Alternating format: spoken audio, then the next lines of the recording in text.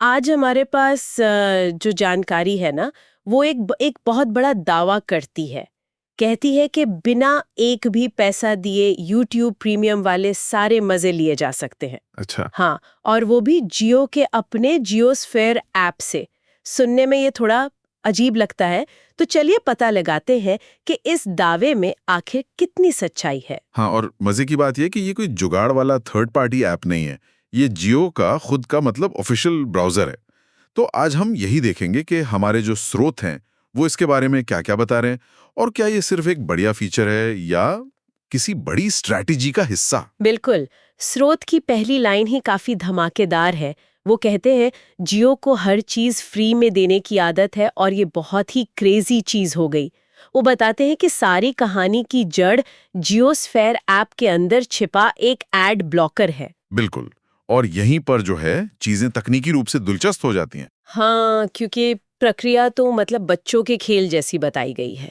बस app download करो, settings में जाकर एड ब्लॉकर को ऑन कर दो और हो गया। इसके बाद ऐप के ब्राउजर से यूट्यूब चलाओ तो न कोई ऐड आता है, न ही स्क्रीन लॉक करने पर ऑडियो बंद होता है। पर यह थोड़ा अजीब नहीं है?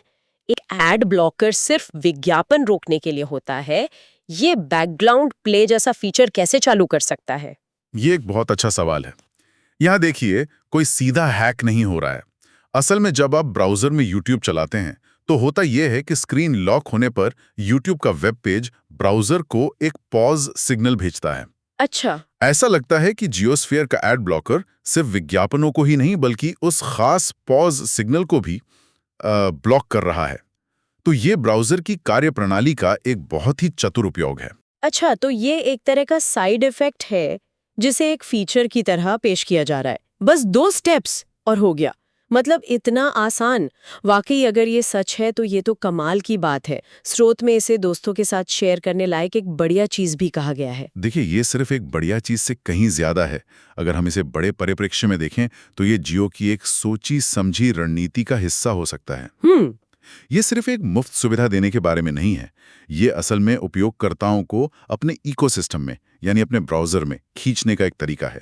YouTube बैकग्राउंड प्ले जैसी कीमती सुविधा देकर वो उपयोगकर्ता के व्यवहार को बदलने की कोशिश कर रहे हैं। मतलब असली लड़ाई विज्ञापनों की नहीं है। नहीं, लड़ाई इस बात की है कि इंटरनेट तक पहुंचने के लिए उपयोगकर्ता किसका दरवाजा इस्तेमाल करता है। सही बात है, और ये सिर्फ जियो की कहानी नहीं लग रही है। हम देख रहे हैं कि कई स्मार्टफोन कंपनियां भी अपने डिफॉल्ट ब्राउजर में ऐसी सुविधाएं डाल रही हैं।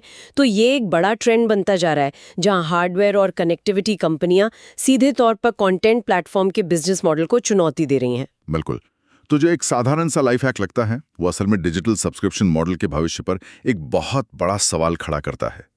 जब ब्राउजर ही सब्सक्रिप्शन वाले फीचर्स मुफ्त में देने लगे तो कोई पैसे क्यों देगा, है ना? तो कुल मिलाकर जियोस्फेयर ऐप की एक साधारण सी सेटिंग YouTube के 2 सबसे महंगे फीचर्स को मुफ्त में दे रही है, और ये सब ब्राउजर लेवल पर हो रहा है।